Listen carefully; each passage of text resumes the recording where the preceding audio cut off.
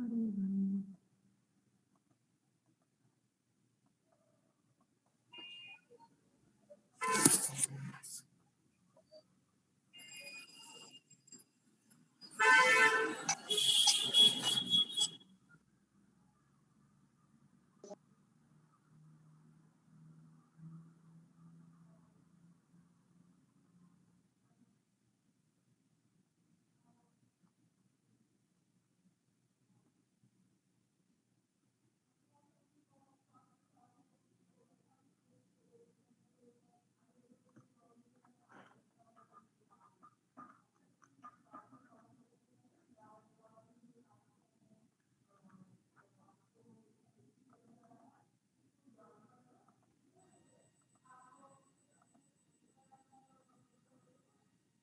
Hello Good morning, ma'am. Good morning. So today we are going to there is some जैसे कि previous class में भी हो रहा था थोड़ा सा नेटवर्क इशू या इलेक्ट्रिसिटी इशू है. So we are going to quickly start the topic, and the topic that we were studying yesterday was your absorption. So absorption का concept क्या था? चलो let me just ask a few questions from you all. Okay, what was absorption?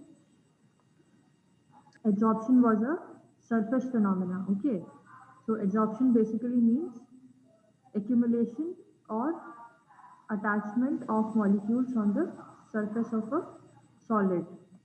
Okay, so why this happens? What is the reason behind attachment of such molecules? The attachment or the reason is your residual forces or your unfilled valencies or unbalanced valencies that are there on the surface of any particular solid. Because we are talking about a solid catalyst, we are talking about heterogeneous catalysis. So we are talking about a solid. So is this adsorption a endothermic process or an exothermic process? So we are going to say that absorption is an exothermic process, and depending upon the temperature and the pressure, it's a surface phenomena and depends upon the characteristics of your adsorbent. So let me just revise it for you. Okay, कल हम absorption की बात करेंगे.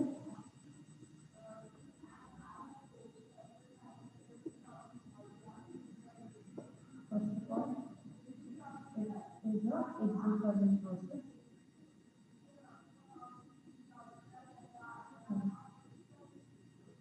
Secondly, what is adsorbate? Third, what is adsorbent? And we are talking about the types of adsorption. So first was the physical adsorption and the chemical adsorption. Okay, so chemical adsorption में कौन से forces applicable थे? Any student who can give me the answer for this chemical adsorption में? Chemical absorption में कौन से forces responsible थे? कल हम लोग पढ़ रहे थे केमी एब्जॉर्प्शन एंड फिजॉर्प्शन. तो केमिकल में Ma'am, intermolecular ionic. covalent forces and your ionic bond. Okay. Physical में कौन सी रिस्पांसिबल थे? फिजिकल में it was your Van der Waals. which was your weak forces. ठीक है. तो जब हम heterogeneous catalysis की बात करते हैं, because we are talking about chemical reactants, so we are talking about chemisorption or absorption of reactant molecules. We are talking about chemisorption.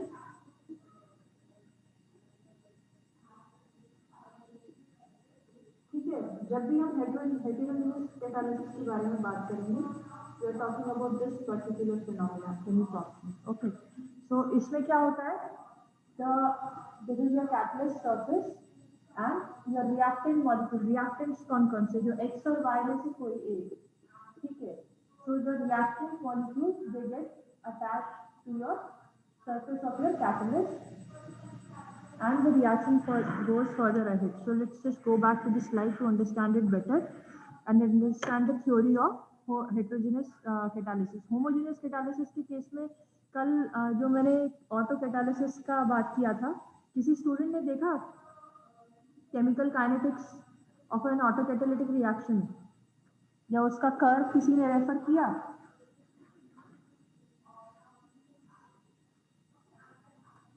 जब हम होमोजेनस की बात करते हैं, जस्ट फॉर रिविजन से, होमोजेनस की जब बात कर रहे थे कल, तो homogenous means the reactants and your catalyst is in the same phase. So when we are talking about homogenous, कुछ भी बता देते हैं, x plus y is equal to c, which is your intermediate, and from here xc plus y gives you xy plus c. यही था ना कल.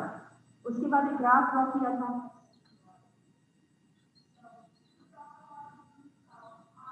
ये प्रोडक्ट्स है, ये आपका रिएक्टेंस है. So one student was asking about the autocatalytic reaction or the chemistry of an autocatalytic reaction. तो किसी स्टूडेंट ने रेफर किया वो स्टेटमेंट कि काइनेटिक्स ऑफ ऑटोकैटालिटिक रिएक्शन में क्या होता है? As the A, ये दिख रहा है? हाँ, yeah, you can see it. As the A, which is your one reaction, this is your reaction, it decreases, the product increases. ठीक है, ये आपका chemical kinetics है, and this cycle goes on till all the A has changed into B or has changed into product.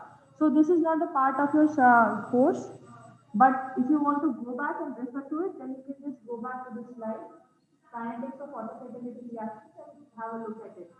But this is the graph.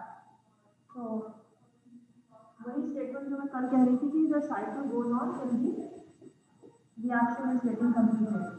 So जो homogeneous catalysis होता है उसमें जो एनर्जी लोड, एक्टिवेशन एनर्जी का loading होती है. ठीक है, होमोजेनस कैटालिसिस की बात कर रहे हैं. ठीक है, इसमें जो एक्टिवेशन एनर्जी की वजह से कैटलिस्ट ऐड करने के बाद जो एक्टिवेशन एनर्जी लो होती है, इसको कंसीडर दिस. ठीक है, ये जो लो होती है होमोजेनस के केस में, it's relatively higher in comparison to your heterogeneous catalysis. ठीक है, heterogeneous catalysis केस में अगर दोनों की loading of activation energy consider की जाए या फिर एक्टिवेशन एनर्जी कंसीडर की जाए, तो हेटेरोजेनस के केस में it's much lower. Heterogeneous reactions में ज़्यादा एनर्जी रिक्वायर्ड नहीं होती है होमोजेनस की कंपैरिजन में. When the reactants and the catalyst are in same phase, they have a activation energy, let's say EA. ठीक है, now we have a heterogeneous system जहाँ पे कि एक solid catalyst है. So उस केस में let's say draw another graph. ठीक है, this is your graph of this homogeneous system. तो अगर ये consider की जाए EB, so EB is much lower than EA. Why? Because of the absorption phenomena. So let's just go back to the slides to understand this one particular concept better. The activation energy of homogeneous catalysis is higher than the activation energy of heterogeneous catalysis. पर ये terms याद रख लो. Exothermic processes होती है, exothermic process होता है activation energy. Absorbent क्या होता है, एब्जॉर्बेंट क्या होता है, टाइप्स ऑफ एब्जॉर्प्शन और उनकी जो फोर्सेस इन्वॉल्व हैं, ये टिप्स पे होना चाहिए. बिकॉज MCQs भी हो सकते हैं. अगर एग्जामिनेशन थ्योरेटिकल नहीं है तो MCQs भी हो सकते हैं. So you need to keep in mind these small tips. Okay, so let's just go back to the slide. So when we are talking about your heterogeneous this absorption, ये van der Waals forces होती है, ये हमने पढ़ लिया. कितनी आपकी enthalpy of absorption है, that is 20 kilo joules per mole. और केमिसॉर्प्शन के केस में कितनी थी, it's your 200 kilo joules per mole. ठीक है, the energy that is getting released. Okay, now the chemisorb molecules may get completely dissociated into atoms. We were talking about this concept yesterday. ये diagram आप draw कर सकते हो pencil से या whatever. Just to explain, this is the adsorbate. So when we talk about adsorbate, adsorbate means the molecules that are getting attached on the surface, and adsorbent is your substance that on which the molecules are getting attached. ठीक है, adsorption का difference और absorption का difference इस particular image से clear है कि absorption में the molecules they go into the system और एब्जॉर्प्शन में सिर्फ सरफेस पे ही रहते हैं, ठीक है। तो yes, this was a thing that we were discussing. So ये एक निकल कैटलिस्ट का लैटिस स्ट्रक्चर है, this is called a lattice structure. So this is a lattice structure for nickel catalyst और यहाँ पे केमी जॉर्प्शन की बात हो रही है। सो केमी जॉर्प्शन के केस में what is happening, these particular bonds, these hydrogen bonds and this nickel bonds, they are getting broken up, and what we are having nickel getting attached to one particular hydrogen and then the other one. तो ये जो process है basically ये केमिजॉर्प्शन को represent करती है and the hydrogen bond is smaller. Okay, so what is the length of hydrogen bond? The length of a hydrogen bond is HH bond is 0.04 angstrom. ये जो लैटिस स्ट्रक्चर्स होते हैं इसमें एक चीज बता देते हैं कि जैसे NI बॉन्ड है, ठीक है, या फिर HH बॉन्ड है, तो इनका जो मैग्नीट्यूड है, अगर डिस्टेंस नापा जाए, लेंथ नापी जाए, तो उसका मैग्नीट्यूड एंगस्ट्रॉम्स में होता है, ठीक है। और यही सेम मैग्नीट्यूड कॉरस्पॉन्डिंग होता है एक्सरे की वेवलेंथ का, ठीक है।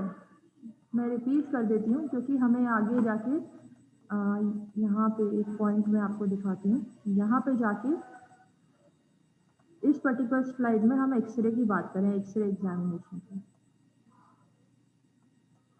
ठीक है। सो जो वेवलेंथ है एक्सरे की और जो लैटिस स्ट्रक्चर है दोनों ही एंगस्ट्रॉम्स में होते हैं, ठीक है। ये एक थ्योरेटिकल फिनोमिना है, so one should keep this in mind, the wavelength of X-ray and the lattice structure is having the same magnitude, same unit, order or of the order of same magnitude, you can say it in this way। तो जब भी किसी lattice structure में, किसी भी structure में अगर defect check करना है, जैसे कि ये पर्टिकुलर एक निकल कैटलिस्ट है, अगर इसमें ये चेक करना है कि कहाँ पे डिफेक्ट है या कहाँ पे निकल आटम मिसिंग है, ठीक है, तो इसका स्ट्रक्चर ही क्या है, ये अगर चेक करना है तो हम लोग एक टेक्निक होती है बेटा जिसे बोलते हैं रिसर्च में एक्सरे डिफ्रैक्शन। ज़्यादा डिटेल में नहीं जाना क्योंकि हमें आगे ये हम पढ़ रहे थे इस पर्टिकुलर स्लाइड में यहाँ पे, इसलिए मैं इसको मेंशन कर देती हूँ, एक्सरे डिफ्रैक्शन। इसको एक पेपर पेन लेके नोट डाउन कर लो या मैं बोर्ड पे लिख देती हूँ। तो बेसिकली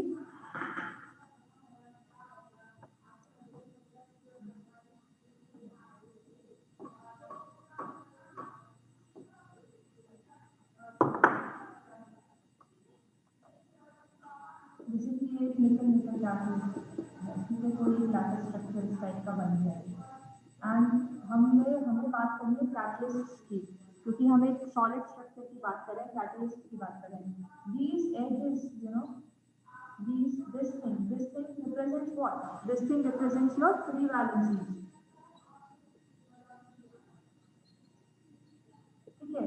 तो ये किसी भी लैटिस स्ट्रक्चर में डायग्राम में ये जो चीजें हैं ये रिप्रेजेंट योर फ्री वैलेंसीज और द अवेलेबल साइट्स। तो यहाँ पे आकर के हाइड्रोजन अटैच हो जाता है, ये हम बात कर रहे थे। अभी जो एक्सरे की बात कर रहे थे वो ये कि ये जो डायमेंशन है this is the magnitude of angstrom, okay.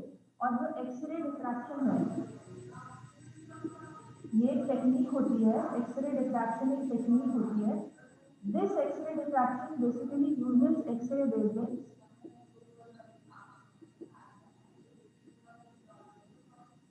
और वो भी एंगस्ट्रॉम्स में ही होती है। तो क्योंकि ये दोनों मैच करते हैं तो हम ये वाली टेक्निक रिसर्च पर्पज पे ये वाली टेक्निक यूज करते हैं कोई भी डिफेक्ट निकालने के लिए। तो जब भी हमें कोई कैटलिस्ट वगैरह स्टडी करना है या उसका स्ट्रक्चर स्टडी करना है, उसमें डिफेक्ट स्टडी करने हैं, तो हम ये टेक्निक यूज कर लेते हैं, एक्सरे डिफ्रैक्शन। इसको बस नोट डाउन कर लो टर्म को, ज़्यादा इसमें कुछ नहीं है, बस ये जान लो कि जो लैटिस स्ट्रक्चर का डायमेंशंस है वो और एक्सरे का जो वेवलेंथ है वो एंगस्ट्रॉम्स में, तो इसीलिए हम डिफेक्ट्स चेक करने के लिए उसको यूज कर लेते हैं। आप लोगों के लेवल पे this much information is enough, ठीक है। Now let's go back to the slide. तो हम बात कर रहे थे केमिजॉर्प्शन की। So what is happening, the hydrogen is attacking the unfilled or unbalanced valencies present on the surface of the nickel atom. ठीक है? So what is happening? Therefore, the hydrogen molecule is stretched and weakened, and the weakened bonds break on separating. तो ये एक particular point है जिसको कि हम simple terms में ऐसे कह सकते हैं कि ये जो bonds हैं ये break down होते हैं. They get attached to this particular nickel bonds or nickel valencies, or throughout the process of reaction they break down further to give you your product. So इसके बारे में यहाँ पे एक और डिटेल है. ये पूरा एक डायग्राम है, देखो ये वाला जिसमें इस स्कीमेटिक को देखो. So what is happening? यहाँ पे similar का स्क्रीनशॉट था ऊपर.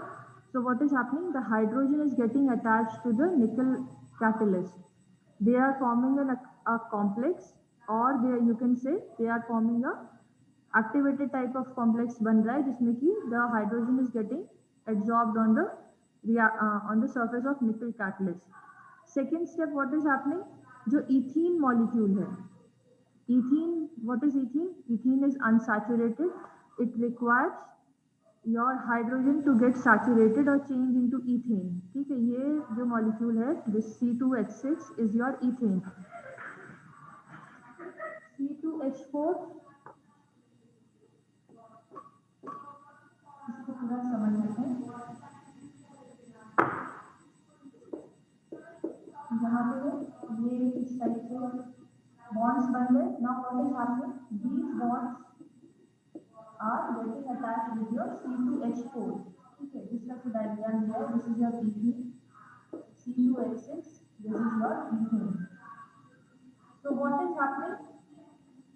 The molecules are, क्योंकि इसमें हम हाइड्रोजनेशन की बात कर रहे हैं, ये रिएक्शन पूरा इसे बुक में लिखा नहीं है. Basically C2H4 nickel catalyst hydrogenation की बात कर रहे हैं. So hydrogen molecule also has to be there and it's turning into C2H6. ठीक है? ethane में change करना है. So what is hydrogen molecule? Hydrogen molecule is your reactant here. What is the catalyst? Nickel is the catalyst. So this particular reactant is getting attached to the nickel catalyst surface, forming a complex and is available for reaction with the ethane. तो यहाँ पे जो next step है, जो next image है, if you are not able to see it, I'll zoom it further. जो next image है इसमें the ethene molecule which is your next reactant, it's getting attached to your hydrogen molecules and during the progress of reaction they get removed. ठीक है? ये hydrogen इसमें attach हो जाता है and ethane is formed. So basically what is happening? The hydrogen molecules get stretched and weakened and they walk away with your ethane molecule, क्योंकि carbon की जो एफिनिटी है हाइड्रोजन के लिए वो रिलेटिवली ज़्यादा है. ठीक है? तो ये कॉन्सेप्ट है आपका theory of heterogeneous catalysis. Small simple terms में ऐसे समझ लो कि एक रिएक्टेंट एब्जॉर्ब हो जाता है कैटलिस्ट के सरफेस पे और it become, because the bonds are weakened up because of stretching, because of bond weakening, it is available for the another reactant, and or these two reactants, the reactant A, which is your ethene molecule here, and your reactant B, which is your hydrogen molecule, they have affinity towards each other due to unfilled valencies. So they both react and form your new product, which is your ethane. Last में क्या बचता है? Last में फिर से एक catalyst बचता है which is similar in your mass and composition. This is about your heterogeneous catalysis. ठीक है? इसकी थ्योरी है यहाँ पे. ये दोनों का डिफरेंस है, फिजॉप्शन और केमिजॉप्शन. इसको आप पढ़ लेना. If you think there is any point which is not understood then we can cover it. Okay, so this particular heterogenous theory was given by Faraday. The surface of the catalyst has certain active centers. The mechanism of this theory, the surface of the catalyst has certain active centers due to the unsaturation of valencies at the surface. Just like I told you, ये जो markings हैं, ये these represent the unsaturated valencies. अच्छा, एक चीज़ और है, जब हम metals की बात करते हैं तो free electrons represent होते हैं. ठीक है? So this particular structure represents that also. So the surface of a catalyst has certain active centers due to the unsaturation of valencies at the surface. The reactant molecules strike the surface and are chemisorbed. This is an exothermic process in nature and is able to supply the energy of same magnitude as of reactions. तो reaction करने के लिए energy कहाँ से आती है? Reaction करने के लिए जो एनर्जी है that is provided by your exothermic reaction of your of adsorption of molecules on the catalyst. इस पॉइंट को एक बार फिर से कर लेते हैं. The exothermic nature of chemisorptive processes is able to supply the energy of same magnitude as required by the chemical reactions. तो अगर कोई क्वेश्चन ये करता है कि जो कैटालिटिक रिएक्शंस होती हैं उसमें ये कैटालिटिक क्रैकिंग थी, ठीक है, कैटालिटिक आइसोमराइजेशन था फ्यूल्स वाले चैप्टर में, उसमें एनर्जी कैटलिस्ट के केस में टेम्परेचर कम क्यों देना पड़ता है? अगर कोई इस तरीके का क्वेश्चन पूछता है, एक लॉजिकल क्वेश्चन पूछता है, ठीक है, कि जो कैटालिटिक क्रैकिंग है, ठीक है, क्रैकिंग था, आइसोमराइजेशन है, ठीक है, ये एक दो और कैटालिटिक वाला वहाँ इस चैप्टर में था, तो वहाँ पे टेम्परेचर कम क्यों देना पड़ता है? टेम्परेचर कम इसलिए देना पड़ता है क्योंकि catalyst basically use the chemisorptive processes and they supply energy of the same order of magnitude as in chemical reactions. तो कुछ energy catalyst भी provide कर देते हैं because of their exothermic nature of absorption. So this is what you can explain if such question comes up, and hence the dissociation of bonds and the adsorbed molecules takes place. ठीक है? So this is all about your theory of heterogeneous catalysis. ये points से सारे you can just mention it. Example ही मैंने आपको समझा दिया है. You have to draw this lattice diagram. Energy profile के बारे में बात करते हैं आप, ठीक है, ये वाला प्रोसेस. तो जब हम energy profile of heterogeneous catalysis. The process of heterogeneous catalysis is also provides an alternative method for lowering of activation energy. The number of reactions was studied and it was found out that the heterogeneous and homogeneous catalysis have a difference in activation energy. अब ये इस energy profile पे आते हैं. ये graph क्या दिखा रहा है? ये ग्राफ दो चीजें दिखा रहा है. First is your dashed line जो टॉप वाला है. The second one is your heterogeneous catalysis जिसमें कि कैटलाइज्ड रिएक्शन है, ठीक है, जहाँ पे कि जो कैटलिस्ट है that is solid in nature. तो दोनों की एनर्जी में डिफरेंस है. Can you just see this? अगर हम थ्योरेटिकली किसी चीज को जज करते हैं तो दोनों की एनर्जी में डिफरेंस है. So what is happening basically in this? Any student can you just tell me? कोई बताओ. मैम हेट्रोजीनियस की लोअर एनर्जी है. हेट्रोजीनियस की लोअर है, बट इसके पीछे रीजंस, बिकॉज जैसे कि ये रिएक्टेंट्स हैं, मॉलिक्यूल्स हैं, उसके बाद ये रिएक्टेंट्स एब्जॉर्ब है, फिर प्रोडक्ट्स एब्जॉर्ब का एक केस आ रहा है, and then there is your last में प्रोडक्ट, ठीक है. तो ये जो एनर्जी डिफरेंस है ये क्यों है?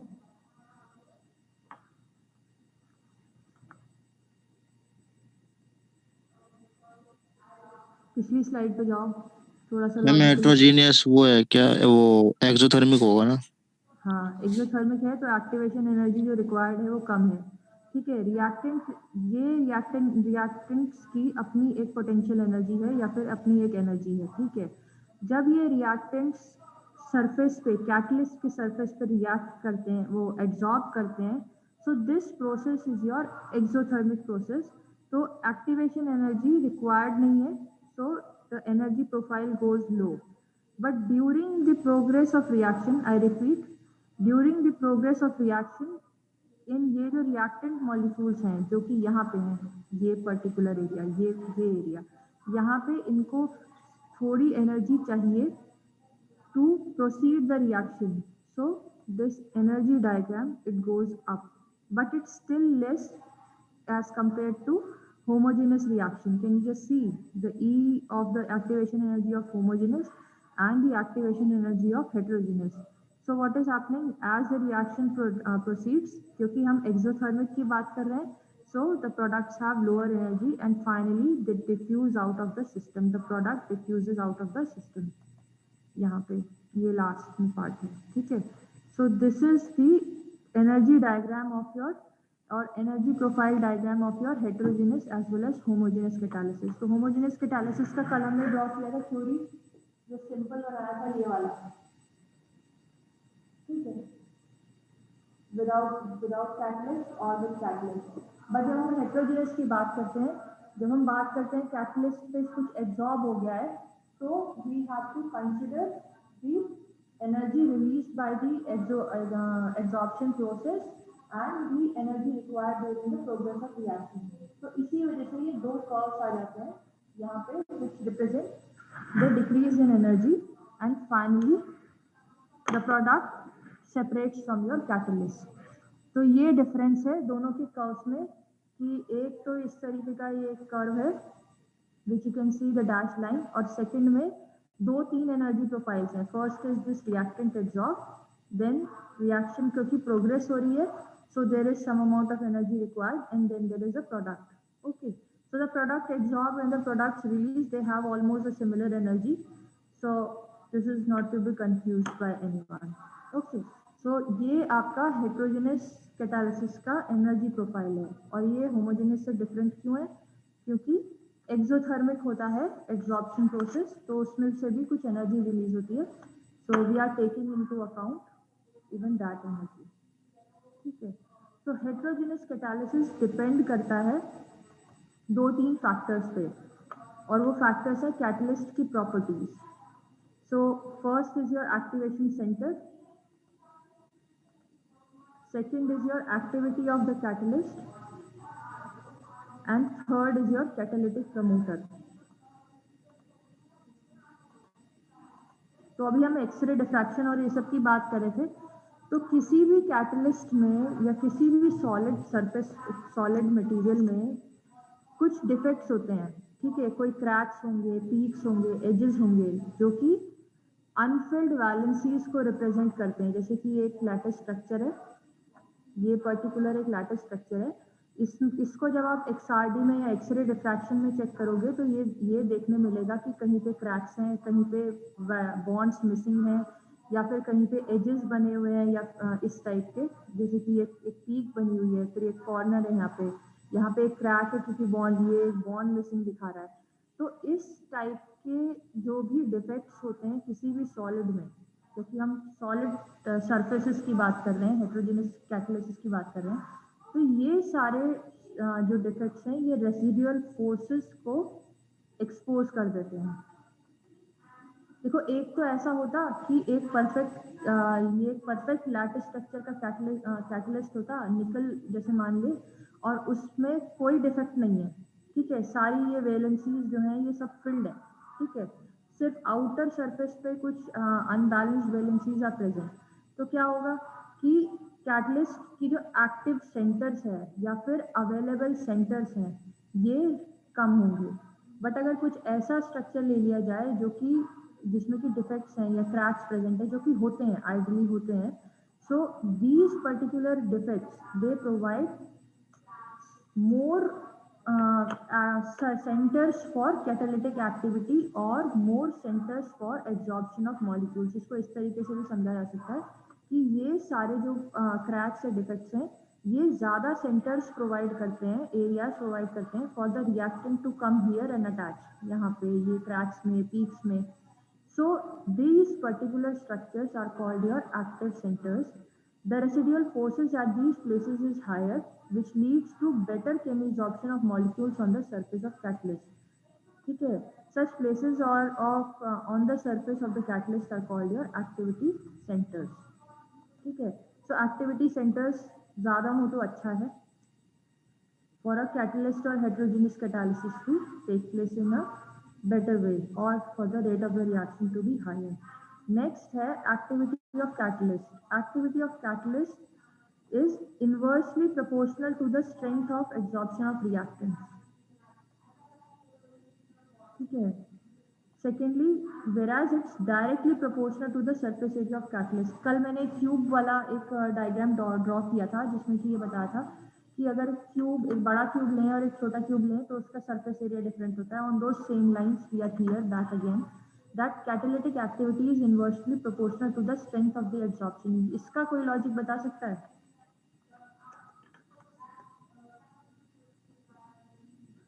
Catalytic activity is inversely proportional to the strength of adsorption of reactants. जो reactants इस surface पे अटैच होते हैं, ठीक है, जैसे कि ये निकल है, इस पे हाइड्रोजन अटैच हुआ था प्रीवियस में जब हम एक रिएक्शन स्टडी कर रहे थे. अगर ये जो स्ट्रेंथ है बिटवीन निकल and hydrogen bond, if it's very high, then there are less chances of this ethene molecule to be able to attract these hydrogen or dissociate these hydrogen from the surface of the catalyst. So the strength of attachment of reactant, strength of adsorption of a reactant on catalyst surface should be low. ठीक है, इसको इस तरीके से भी आप mention कर सकते हो कि the strength of attachment or adsorption of reactants should be low. Why it should be low? Because if the reactant gets attached with this particular catalyst very strongly, then it will not be available for the reactant B. दूसरा वो surface area वाला है कि अगर surface area catalyst का ज़्यादा होगा तो ज़्यादा एक्टिव सेंटर्स मिल जाएंगे. ठीक है, ये दोनों रिलेटिव हैं, ये दोनों स्लाइड्स रिलेटिव हैं. तो अगर सरफेस एरिया ज़्यादा होगा तो ज़्यादा एक्टिव सेंटर्स मिल जाएंगे और जो रेट ऑफ रिएक्शन है वो इंक्रीज होगा. तो इसी वजह से मेटल्स को फाइन पाउडर करके ही यूज़ किया जाता है. एक chunk of metal is not used as a catalyst, a fine powder of that particular metal और metal oxide is used as a catalyst. ये आपका एक्टिविटी ऑफ कैटलिस्ट की डिपेंडेंसी है. So the strength of bond और strength of absorption should be low and surface area should be high. The next point is your catalytic promoter. So promoter हमने एक बार पहले भी पढ़ा था.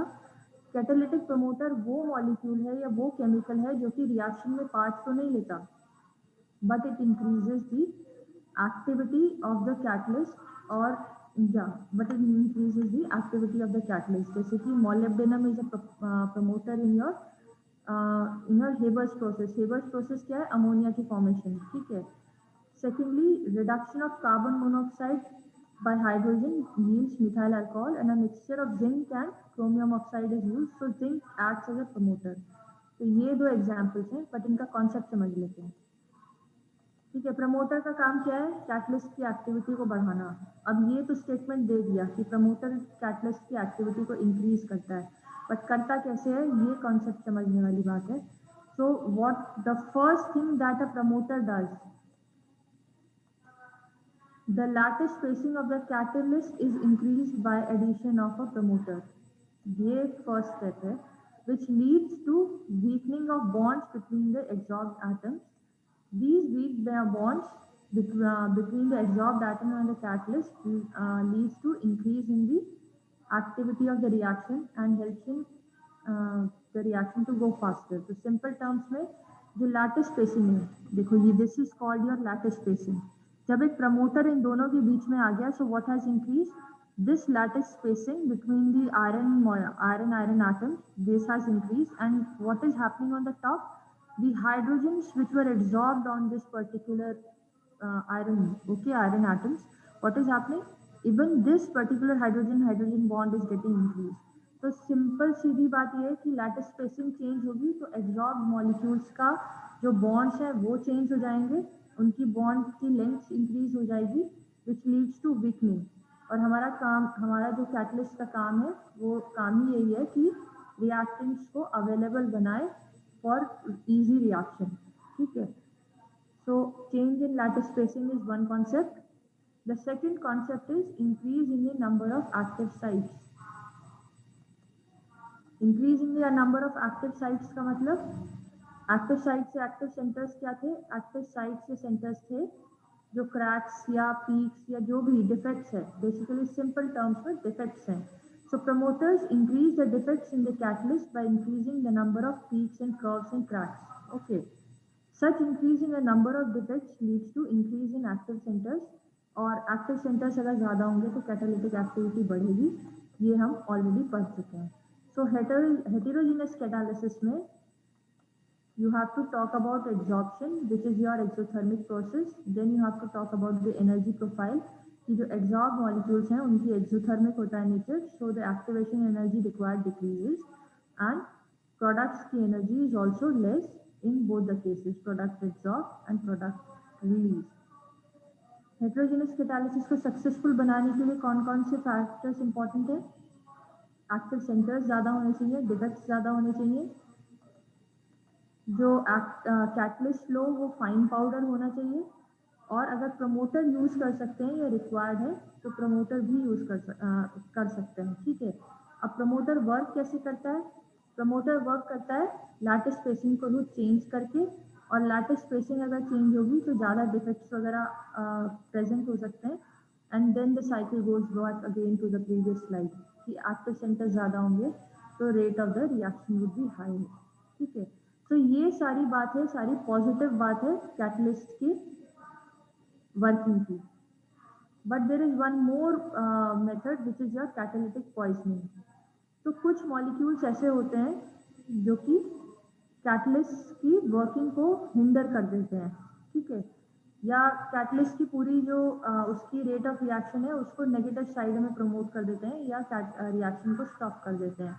So the one such example is formation of carbon monoxide layer on your platinum surface.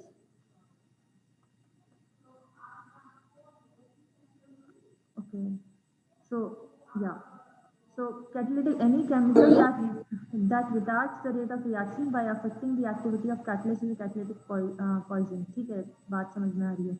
दूसरा ये है कि जैसे कि कार्बन मोनोऑक्साइड अगर एक लेयर फॉर्म कर देता है प्लैटिनम सरफेस पे, तो ये रिड्यूस कर देता है उसकी कैटलिटिक एक्टिविटी। एक्सट्रीम केसेस में क्या होता है कि जो पॉइजन है, जो भी molecule as a poison act कर रहा है वो कैटलिस्ट के साथ ही रिएक्ट कर जाता है। ठीक है, तो उससे क्या होगा, अगर कैटलिस्ट के साथ रिएक्ट करके कोई दूसरा कंपाउंड बना देगा तो what will happen, the catalyst does not remain in its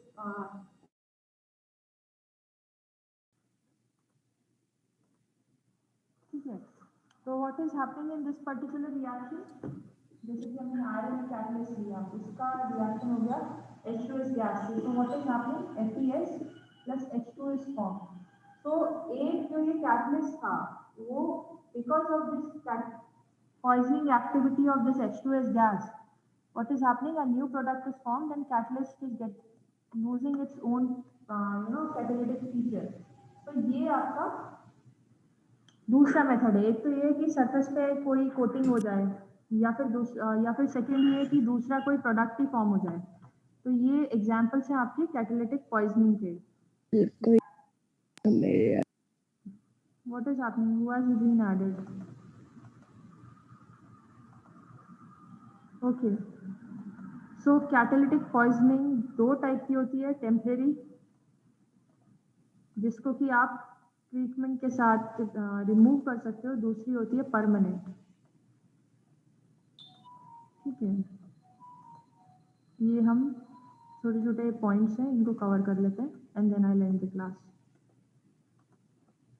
ठीक है, सो कुछ पॉइजनिंग ऐसी होती है जिसमें कि they can be basically the catalyst can get back its catalytic property by removing the poison from the system। जैसे कि नाइट्रोजन और हाइड्रोजन के रिएक्शन में iron is used as a catalyst. Okay, nitrogen और हाइड्रोजन के reaction में iron is used as a catalyst, but if moisture is present then iron changes to iron oxide। तो अगर हम मॉइस्चर को हटा दें which is acting as a poison, तो आपकी प्रॉपर्टी रिटेन हो जाएगी। तो इस टाइप की जो पॉइजनिंग है जो कि टेम्परेरी है, जिसमें से कि अगर पॉइजन को आप सिस्टम से हटा दो तो कैटलिस्ट अपनी पुरानी प्रॉपर्टी वापस ले सकता है, that is called your temporary poisoning.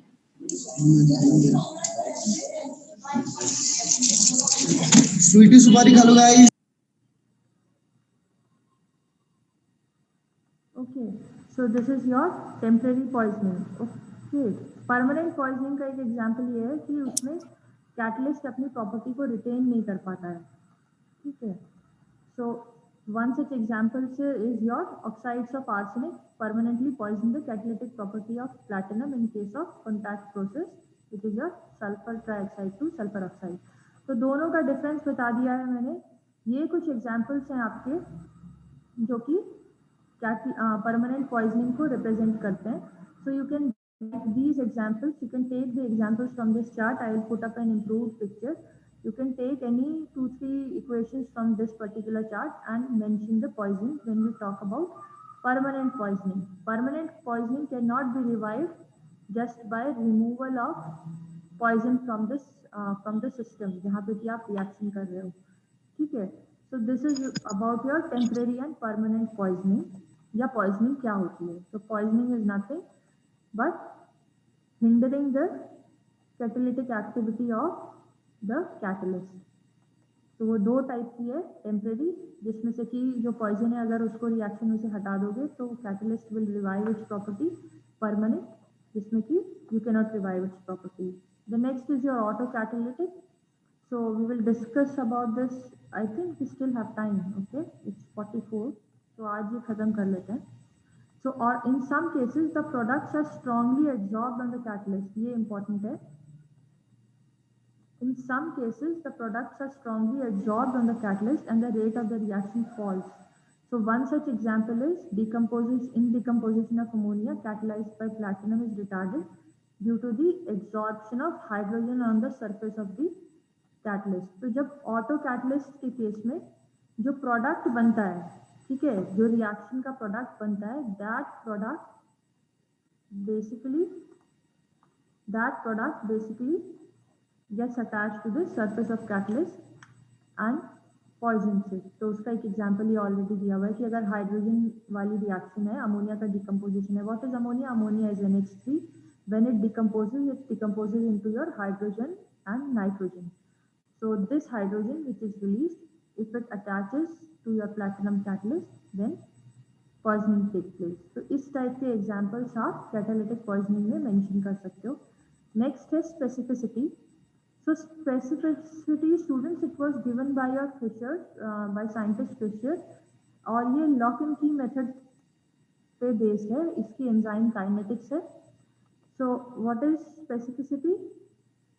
The specific action of a catalyst is due to the fact that the extent of absorption depends upon the affinity of reactant towards the catalyst. So in the next class, we will study about this particular enzyme kinetics, acid-base catalysis की kinetics. ठीक है.